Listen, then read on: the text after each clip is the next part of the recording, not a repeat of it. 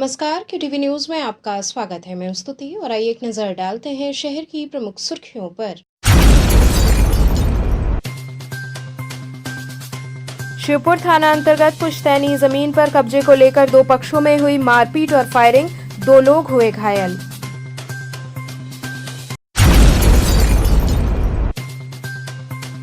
उप मुख्यमंत्री एवं स्वास्थ्य मंत्री ब्रजेश पाठक ने कबीरचौरा मंडलीय अस्पताल का किया निरीक्षण।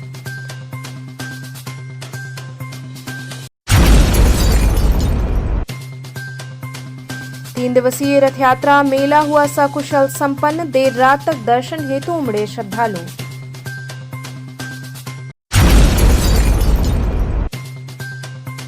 और दिल्ली की मुख्यमंत्री रेखा गुप्ता काशी की विश्व प्रसिद्ध गंगा आरती में हुई शामिल।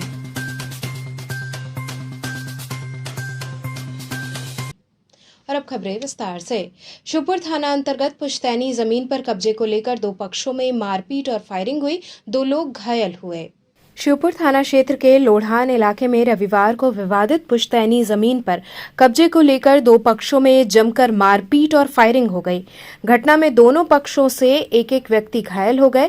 सूचना मिलने पर पहुंची पुलिस ने मौके पर पहुंचकर स्थिति को नियंत्रित किया और घायलों को अस्पताल पहुंचाया। घटनास्थल से पुलिस ने 2 कारतूस के खोखे बरामद किए हैं। जानकारी के अनुसार चांदमारी पुलिस चौकी क्षेत्र के रिंग रोड के समीप लोढ़ान में रविवार सुबह करीब 11:30 बजे ये विवाद हुआ। बताया जा रहा है कि अतुल उपाध्याय और अजीत उपाध्याय सगे भाई हैं और दोनों के बीच वर्ष 2019 से करीब 15 बिस्वा पुश्तैनी जमीन को लेकर विवाद चल रहा है। रविवार को अतुल उपाध्याय अपने समर्थकों के साथ विवादित भूमि पर निर्माण कार्य कराने पहुंचे थे। इसकी जानकारी मिलने पर अजीत उपाध्याय भी अपने पक्ष के लोगों के साथ मौके पर पहुंच गए और निर्माण कार्य का विरोध करने लगे। इसी बीच दोनों पक्षों में कहासुनी के बाद विवाद बढ़ गया और मारपीट शुरू हो गई। प्रत्यक्षदर्शियों के मुताबिक मौके पर मौजूद पुलिसकर्मियों ने दोनों पक्षों को समझाने का प्रयास किया, लेकिन मामला शांत नहीं हुआ। इसी बीच एक पक्ष की ओर से 2 राउंड फायरिंग कर दी गई, जिससे इलाके में अफरा तफरी मच गई। पुलिस के अनुसार प्रारंभिक जांच में फायरिंग हवाई बताई जा रही है, हालांकि पूरे मामले की जांच की जा रही है। मारपीट और फायरिंग की घटना में अतुल उपाध्याय के पुत्र रविकांत उपाध्याय के हाथ में गोली लगने की बात सामने आई है। उन्हें दीनदयाल उपाध्याय राजकीय अस्पताल में भर्ती कराया गया है। वहीं दूसरे पक्ष के अजीत उपाध्याय के 25 वर्षीय पुत्र अभिजीत उपाध्याय के सिर में गंभीर चोट आई है, जिनका इलाज शिवपुर सामुदायिक स्वास्थ्य केंद्र में चल रहा है। दोनों पक्षों के लोग अधिवक्ता बताए जा रहे हैं। शिवपुर थाना प्रभारी अजीत कुमार वर्मा ने बताया कि मौके से 2 खोखे बरामद किए गए हैं। दोनों पक्षों से तहरीर मिलने के बाद मुकदमा दर्ज कर आगे की विधिक कार्रवाई की जाएगी। पुलिस मामले की जांच में जुटी। गोली चली है। मामला ये था जी कि अजीत, अतुल और अजय 3 भाई हैं, ठीक है जी। और अपने अजीत और अजय जी जो चाहते हैं वो अपना करते हैं। सीएनजी स्कूल बनाते हैं, बगीचा तोड़वाते हैं, मट्टी निकलवाते हैं, सब कुछ करते हैं। जी। अब हमारे काम में बाधा उत्पन्न करते हैं, हमारे लिए रोक करते हैं। क्योंकि उनकी नियति बद्ध है, वो सबका शेयर लेना चाहते हैं, सबका हिस्सा लेना चाहते हैं। बेईमान टाइप का आदमी है, हिस्ट्री सीटर है, वो चोर भी है और वो ट्रक भी कटवा के बेचा था। आपराधिक हिस्ट्री भी उसका है, उसके लड़के भी अपराधी हैं, ठीक है, और गोली भी अपने लड़के से चलवाता है। ये सब काम उसका है। गोली किनके लड़के ने चलाया है? गोली अजीत उपाध्याय की। अजीत उपाध्याय के लड़के ने गोली चलाया है। चोट गोली किसको लगी? उपाध्याय को लगा है और जानू का नाम रविकांत उपाध्याय को लगा है। 2 लोगों को गोली लगी है। गोली लगा है। और जो अतुल उपाध्याय और जो है उसका क्या नाम है, रविकांत उपाध्याय को गोली लगी है हाथ में। गोली क्यों चलाया गया? गोली चलाया गया कि आकर के इस प्लाट पे काम हम लोग करा रहे थे, इसको रोकने के लिए। ये पीछे प्लाट जो है ये आप ही लोगों का है? हाँ, ये पूरा प्लाट जो बाउंड्री वहाँ तक है, उनका शेयर छोड़ के हम अपना 1/3 जो है घेर रहे थे जी। और पुलिस के सामने गोली चली है। अच्छा। पुलिस मौजूद थी जी। और कल जो है पुलिस के सह पे ये गोली चला है। इस पे चौकी इंचार्ज और जो है कि एक पुलिस कांस्टेबल, क्या नाम है उसका, ये लोग संलिप्त हैं। जो है आमोद कुमार सिंह और चांदमारी चौकी इंचार्ज, इनके संलिप्तता में ये काम हुआ है। अच्छा। एक मोटी रकम लेके गोली चलवाए। प्रशासन का तो ये प्रशासन का रूप क्या जो खाली वो यहाँ लिपा पोती कर रहे हैं कि हवाई फायरिंग खाली हुई है। गोली चलते टाइम प्रशासन यहाँ मौजूद थी? मौजूद थी, आमोद जी मौजूद थे। अच्छा। चौकी इंचार्ज महोदय मौजूद थे, उनके सामने गोली चली है। चौकी इंचार्ज क्या कर रहे थे? कुछ बोले, मना नहीं किया लोगों को? अरे क्या मना करेंगे जब पैसा पूरी सेटिंग गेटिंग है, पूरा पैसा लेकर के वो कोई निष्पक्ष नहीं करा रहे हैं, ना कोई फैसला करा रहे हैं, गुमराह करके और गोली चलवा दिए। चौकी इंचार्ज के मौजूद में गोली यहाँ चलाई गई। चौकी इंचार्ज और उनके कांस्टेबल क्या नाम है आमोद कुमार सिंह के सामने गोली चली है, मौजूद थे, उनके सामने गोली चली है। तो इस पे आप क्या चाह रहे हैं? बड़े प्रशासन से कार्रवाई क्या करना चाह रहे हैं? कार्रवाई से कार्रवाई यही है कि ये 3 हिस्सेदार हैं इस शेयर में, मैंने अपना हिस्सा जो है वो उनको फाउंडेशन करवाने की कोशिश किया है। मुझे अपने हिस्से से मतलब है, मुझे अपना हिस्सा वो दिलवा। अभी जिनको गोली लगी है वो कहाँ पे है? अगर प्रशासन से चाहते हैं अगर हिस्सा हमारा न दिलवा सके तो इनका भी सारा कुलूक करे, सारी प्रॉपर्टी जितनी है सब कुलूक करे, वो भी उनको भी कोई काम न करे, हम भी कोई काम न करे। जब न्यायालय से होगा तब होगा, वो भी कोई काम न करे। अचित उपाध्याय जो बता रहे हैं क्या करते हैं? CNG स्कूल है इनका, प्रबंधक है CNG स्कूल के, और उसमें भी मेरा शेयर है, तो उसमें भी ताला बंद हो, उनका भी स्कूल बंद हो, हमारा काम बंद हो, तो उनका भी सारा काम बंद हो, हमारा भी काम बंद हो, हम ही नहीं करेंगे। जिन दोनों लोगों को गोली लगी है वो अभी कहाँ पे है? वो लोग गए, वो थाने से गए मेडिकल कराने के। प्रशासन के साथ हुए मेडिकल कराते जी। आज दिनांक 19/6/2026 को करीब सुबह 11:30 बजे थाना शिवपुर अंतर्गत 2 सगे भाई अतुल उपाध्याय व अजीत उपाध्याय के मध्य जमीनी कब्जेदारी को लेकर वाद विवाद हुआ और दोनों ही पक्षों में बीच मारपीट हुई। सूचना प्राप्त होते ही तत्काल थाना शिवपुर पुलिस मौके पर पहुंची और घायलों को मेडिकल हेतु रवाना किया गया। द्वितीय पक्ष पर यह भी आरोप है कि उनके द्वारा मौके पर फायरिंग की गई और वहां से 2 अदद खाली खोखे प्राप्त हुए। इस पूरे मामले की जांच की जा रही है और तहरीर प्राप्त होते ही आवश्यक विधिक कार्रवाई की जाएगी। उप मुख्यमंत्री एवं स्वास्थ्य मंत्री बृजेश पाठक ने कबीरचौरा मंडलीय अस्पताल का निरीक्षण किया। उत्तर प्रदेश के उप मुख्यमंत्री एवं स्वास्थ्य मंत्री बृजेश पाठक ने श्री शिव प्रसाद गुप्त मंडलीय चिकित्सालय का निरीक्षण किया। इस दौरान उन्होंने अस्पताल को 315 करोड़ रुपए की लागत से 9 मंजिला अत्याधुनिक सुपर स्पेशलिटी अस्पताल के रूप में विकसित किए जाने की जानकारी दी। उन्होंने बताया कि नए अस्पताल में कार्डियोलॉजी, न्यूरोसाइंस, कैंसर उपचार, आधुनिक ऑपरेशन थिएटर, 50 से अधिक ICU बेड, 100 से अधिक HDU बेड, अत्याधुनिक डायलिसिस यूनिट तथा मातृ एवं शिशु चिकित्सा सहित कई सुपर स्पेशलिटी सुविधाएं उपलब्ध होंगी, जिससे पूर्वांचल के लाखों मरीजों को लाभ मिलेगा। निरीक्षण के दौरान स्वास्थ्य मंत्री ने मरीजों से मुलाकात कर उपचार व्यवस्था की जानकारी ली और अधिकारियों को निर्देश दिए कि इलाज में किसी भी प्रकार की लापरवाही बर्दाश्त नहीं की जाएगी। उन्होंने अस्पताल में स्वच्छता, दवाओं की उपलब्धता और बेहतर स्वास्थ्य सेवाएं हर हाल में सुनिश्चित करने पर जोर दिया। बृजेश पाठक ने कहा कि प्रदेश सरकार का लक्ष्य हर नागरिक को गुणवत्तापूर्ण और सुलभ स्वास्थ्य सेवाएं उपलब्ध कराना है। कबीरचौरा अस्पताल का ये सुपर स्पेशलिटी प्रोजेक्ट पूर्वांचल के स्वास्थ्य क्षेत्र के लिए एक बड़ी उपलब्धि साबित होगा।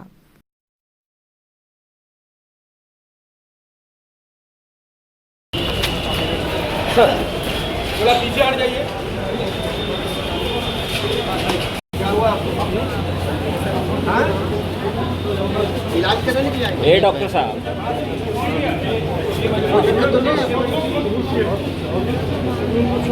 बाहर का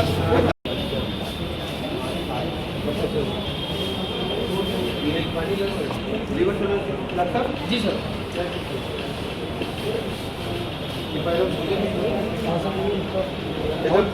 नहीं, जो यहाँ पद सृजित है उन सबको हम भरेंगे और यदि फिर भी कोई आवश्यकता रहती है तो जिलाधिकारी महोदय और CMO महोदय को इस बात का अधिकार है वॉक इन इंटरव्यू के माध्यम से लोकल स्तर पर तैनाती। वाराणसी में शिव प्रकाश गुप्त मंडलीय चिकित्सालय का स्थलीय निरीक्षण करने के उपरांत अपने सभी विभागीय ऑफिसर्स के साथ मीटिंग किया है।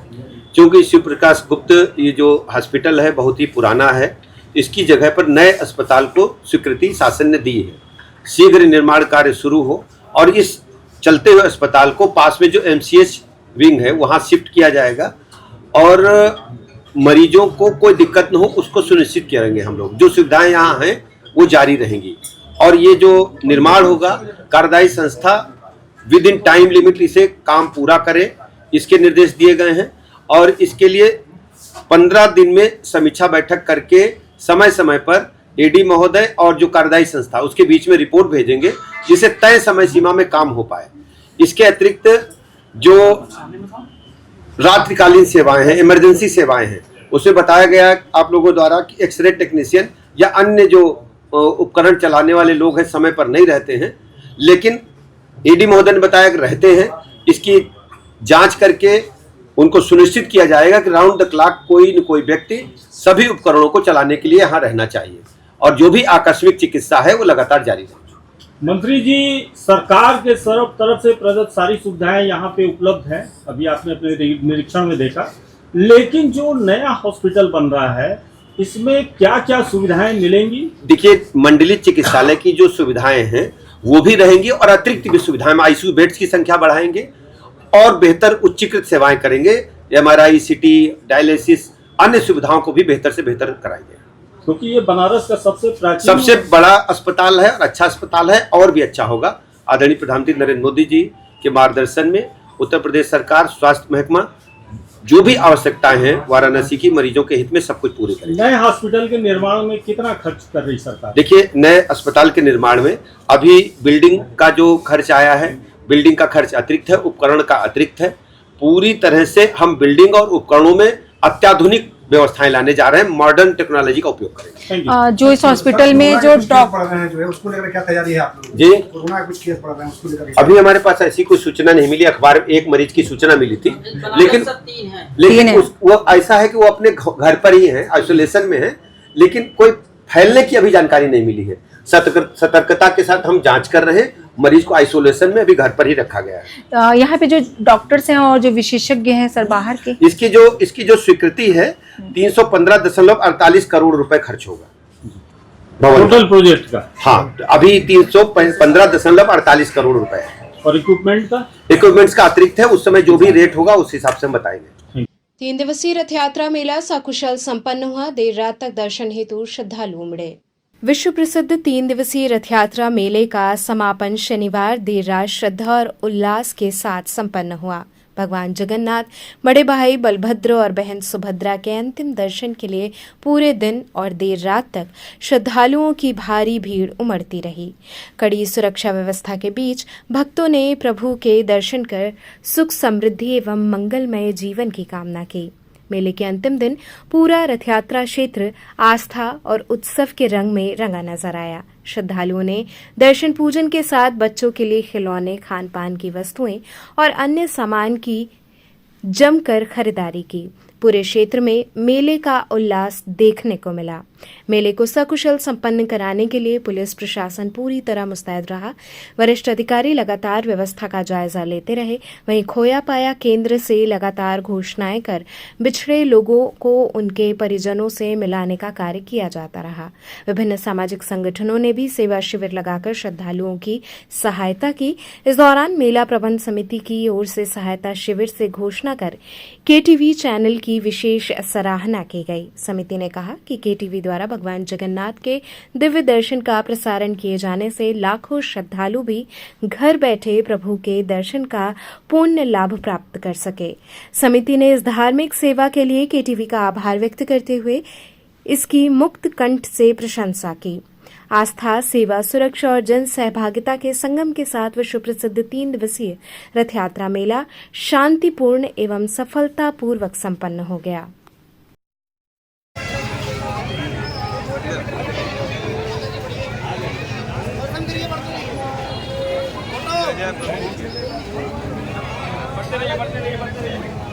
तो खाली हो गया।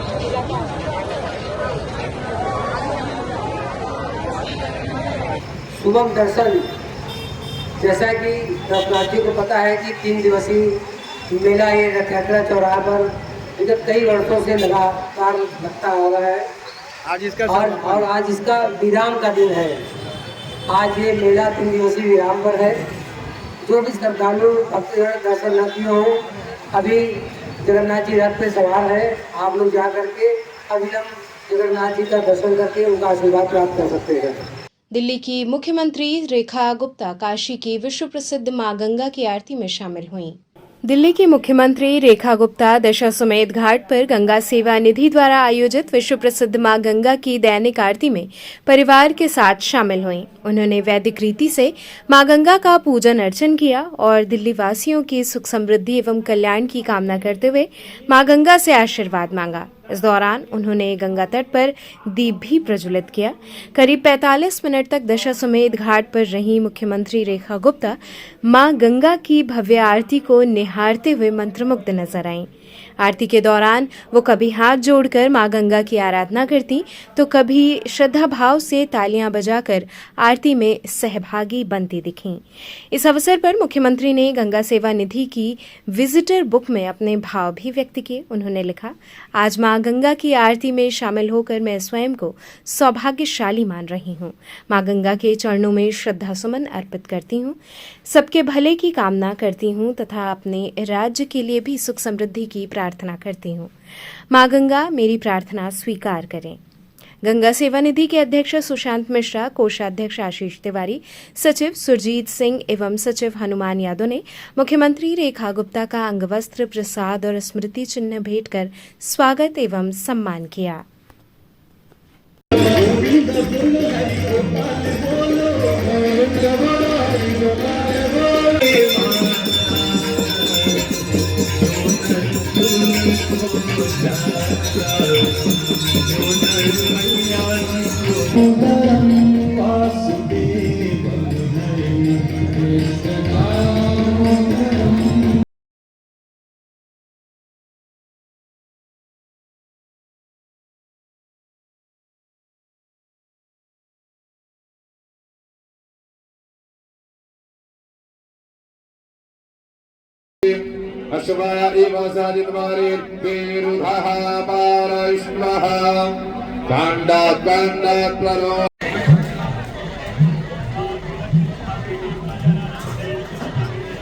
यहाँ वक्त तो चला एक छोटे से ब्रेक का। आप बने रहिए KTV न्यूज के साथ।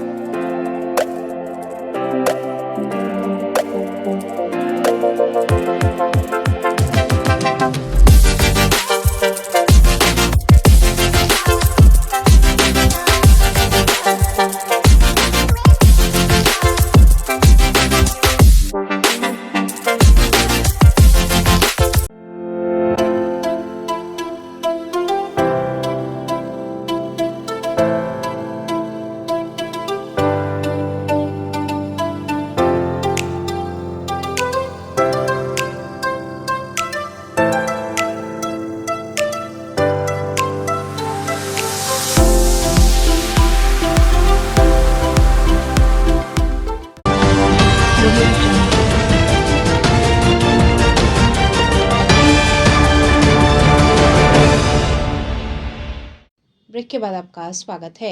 एक पेड़ मां के नाम अभियान के तहत मुस्लिम राष्ट्रीय मंच ने पौधरोपण किया। मुस्लिम राष्ट्रीय मंच की ओर से भेलूपुर थाना क्षेत्र के बजरडीहा में एक पेड़ मां के नाम अभियान के तहत वृक्षारोपण कार्यक्रम आयोजित किया गया। इस दौरान लोगों ने पौधरोपण कर पर्यावरण संरक्षण का संकल्प लिया। मंच के वरिष्ठ कार्यकर्ता ताज मोहम्मद ने कहा कि बढ़ते प्रदूषण और घटते वन क्षेत्र के बीच प्रत्येक नागरिक को पौधा लगाकर उसकी देखभाल करनी चाहिए। उन्होंने बताया कि यह अभियान मुस्लिम राष्ट्रीय मंच के पूर्वी क्षेत्र उत्तर प्रदेश की ओर से राष्ट्रीय स्वयंसेवक संघ के वरिष्ठ प्रचारक एवं मंच के संरक्षक डॉक्टर इंद्रेश कुमार की प्रेरणा से चलाया जा रहा है। कार्यक्रम में लोगों से अधिक वृक्ष लगाने और पर्यावरण संरक्षण के जन अभियान से जुड़ने की अपील की गई। इस अवसर पर स्थानीय नागरिकों और मंच के पदाधिकारियों ने पौधरोपण किया।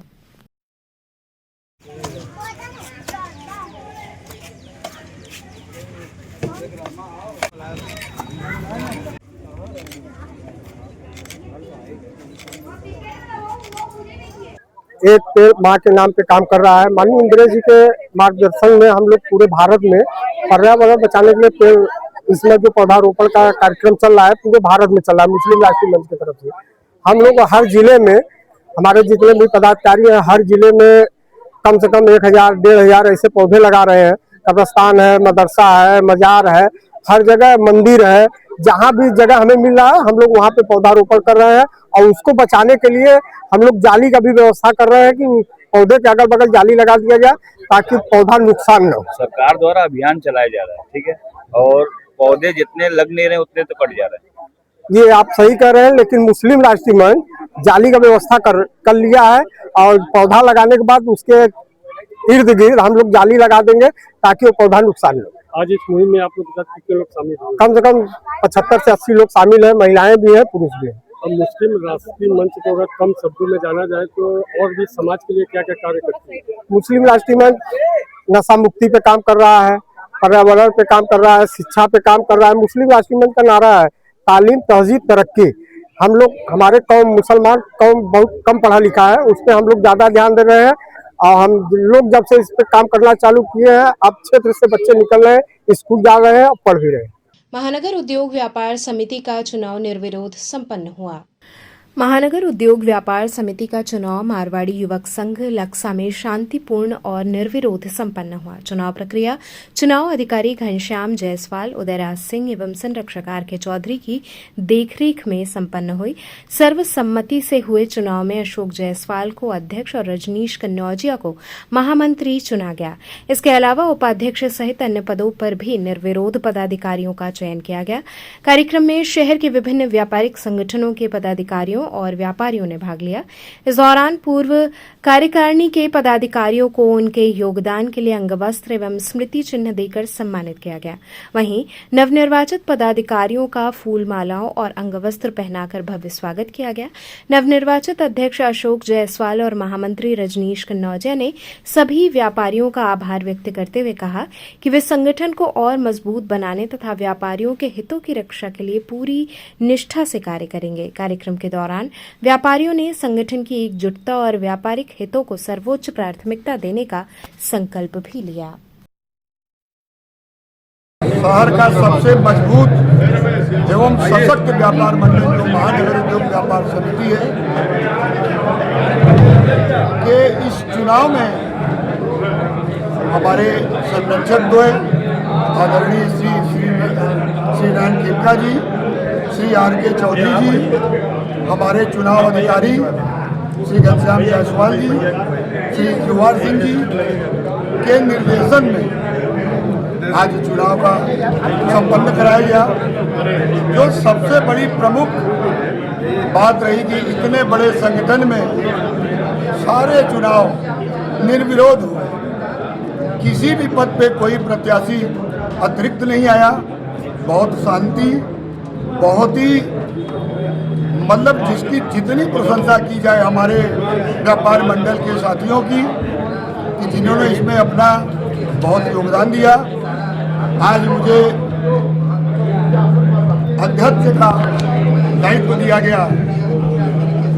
यह दायित्व काफ़ी संघर्ष एवं काफ़ी जितनी भी इसमें मेहनत करनी पड़े। महामना वेलफेयर सोसाइटी द्वारा महामना प्रेरणा सम्मान समारोह में छात्रों के योगदान को सम्मानित किया गया। महामना वेलफेयर सोसाइटी के तत्वावधान में विकसित भारत में छात्रों का योगदान एवं महामना प्रेरणा सम्मान समारोह का आयोजन किया गया। कार्यक्रम का आयोजन सोसाइटी के अध्यक्ष एवं भाजयुमो वाराणसी के महानगर मंत्री विवेक सिंह द्वारा किया गया। कार्यक्रम के मुख्य अतिथि भाजपा काशी क्षेत्र के क्षेत्रीय अध्यक्ष अशोक चौरसिया रहे। वहीं विशिष्ट अतिथि के रूप में भाजपा दिव्यांग प्रकोष्ठ के प्रदेश संयोजक डॉक्टर उत्तम ओझा, बीएचयू के आईएसडी के प्रोफेसर प्रशांत श्रीवास्तव, हिंदी विभाग के प्रोफेसर एवं भोजपुरी अध्ययन केंद्र के समन्वयक प्रभाकर सिंह, भाजयुमो वाराणसी जिला अध्यक्ष अमन सोनकर, महानगर मंत्री रोहित सिंह सहित अन्य गणमान्य लोग उपस्थित रहे।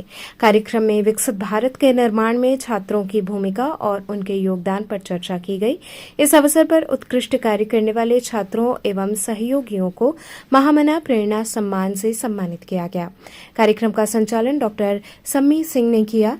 आयोजकों ने कार्यक्रम को सफल बनाने में विशेष योगदान देने वाले मयंक भूषण सिंह, दिव्यांशु सिंह, विपुल सिंह, अमित जायसवाल, शुभम सिंह, साहिल सोनकर, मोहित गुप्ता, शिवम सहित सभी आगंतुकों का आभार व्यक्त किया। कोई भी डायरेक्ट प्रश्न करना नहीं चाहता है, वो मोबाइल निकालेगा, कुछ भी प्रश्न हुआ वो पूछेगा डायरेक्ट, और उसके पास एक्सप्लेन करने के लिए कुछ नहीं, हर चीज का 1 मिनट में उसको जवाब चाहिए। और शिक्षक से विदाउट हेजिटेशन हम लोग जब भी पढ़ाई करते हैं, विदाउट हेजिटेशन शिक्षक से जो भी है प्रश्न पूछ सकते हैं, क्योंकि बिन गुरु होत न ज्ञान, बिना गुरु के कोई ज्ञान नहीं है, मोबाइल कोई गुरु नहीं हो सकता है। MOSS ने राष्ट्रीय विस्तार का ऐलान किया, नए उत्पाद और टोल फ्री सेवा शुरू होगी। डबल किंग इंडस्ट्रीज LLP के प्रमुख ब्रांड MOSS ने वाराणसी में आयोजित वार्षिक वितरक सम्मेलन एवं सम्मान समारोह 2026 में राष्ट्रीय विस्तार की घोषणा की। कार्यक्रम में देश भर से 150 से अधिक अधिकृत वितरक शामिल हुए।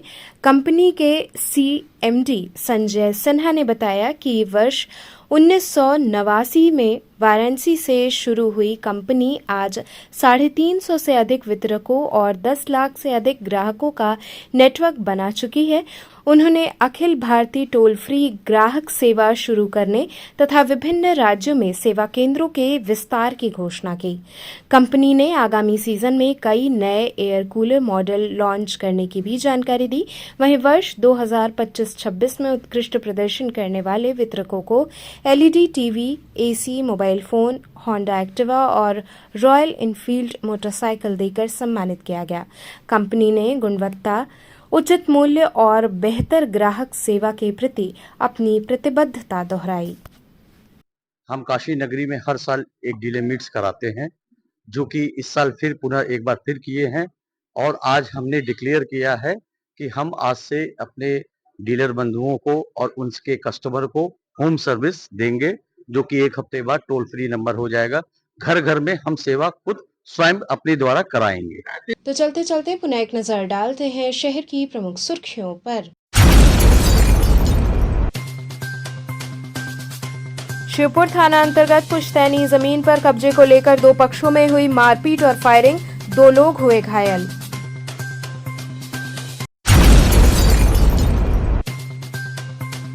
उप मुख्यमंत्री एवं स्वास्थ्य मंत्री ब्रजेश पाठक ने कबीरचौरा मंडलीय अस्पताल का किया निरीक्षण।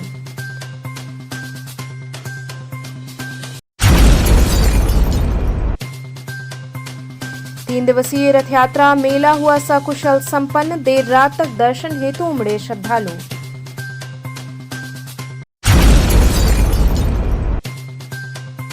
और दिल्ली की मुख्यमंत्री रेखा गुप्ता काशी की विश्व प्रसिद्ध गंगा आरती में हुई शामिल।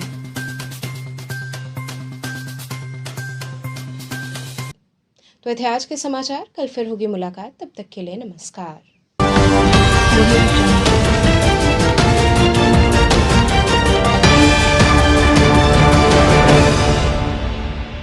खबरों से जुड़े रहने के लिए हमारे चैनल KTV वाराणसी को सब्सक्राइब करें और लेटेस्ट अपडेट्स के लिए बेल आइकन को प्रेस करें।